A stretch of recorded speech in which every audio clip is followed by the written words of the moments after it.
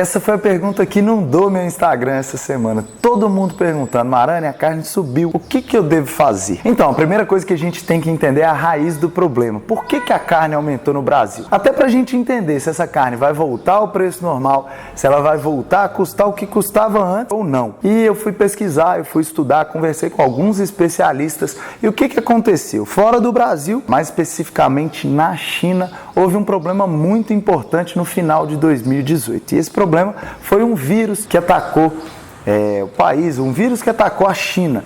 E esse vírus foi chamado de peste africana. E esse vírus contaminou os rebanhos desses chineses. E eles tiveram que procurar então carne fora da China. Quais são os dois maiores produtores de carne bovina fora da China? Austrália e Brasil. E aí a gente teve um outro problema muito importante que a gente está vivendo agora, tanto no Brasil quanto na Austrália. E esse problema é chamado de seca. O fator climático é uma das coisas que atrapalhou bastante a criação de gado no Brasil e na Austrália, a falta de pasto.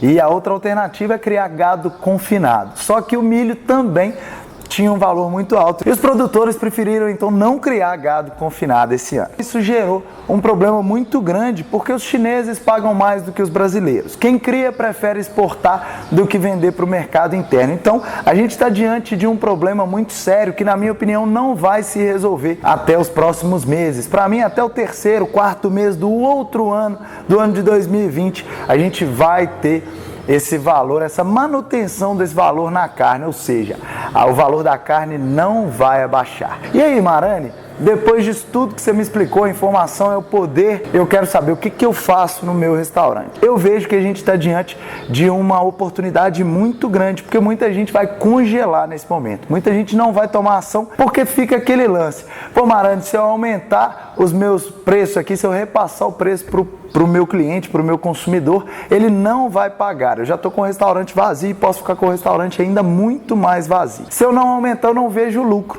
Talvez eu possa ter um problema muito grande aí, financeiro, dentro do meu restaurante. O que eu faço? Então eu vejo duas alternativas muito claras e que quem tomar essa decisão e optar por uma dessas alternativas, ou talvez pelas duas, vai sair na frente de todos os concorrentes aí e tem uma grande chance, inclusive, de ter um cenário muito melhor do que tinha antes dessa situação que está acontecendo. O primeiro deles, você precisa observar se você tem produtos substitutos. Para quem vende espetinho de carne, por exemplo, é muito difícil, não tem muito como substituir a carne. Você pode vender frango, que também teve uma alta, você pode vender carne de porco, que também teve uma alta pelos mesmos motivos. A China também tem comprado muito frango e muito porco.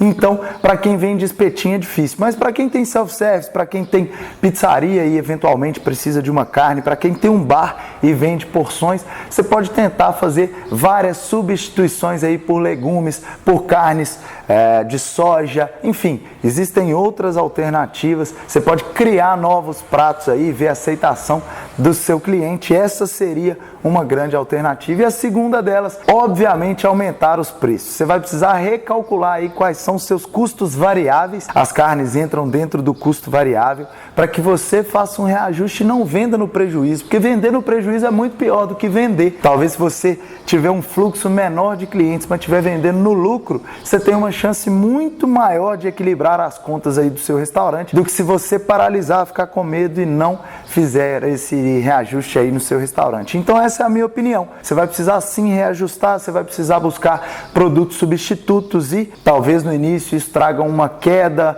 talvez isso vai trazer uma flutuação ali no fluxo de clientes do seu restaurante, mas se você não tomar essa ação, eu tenho quase certeza que isso vai trazer um cenário muito ruim para o seu restaurante. E eu acredito, inclusive, que muitos donos de restaurantes não vão ter essa iniciativa, não vão ter essa coragem de fazer esse reajuste e o negócio deles corre um sério risco.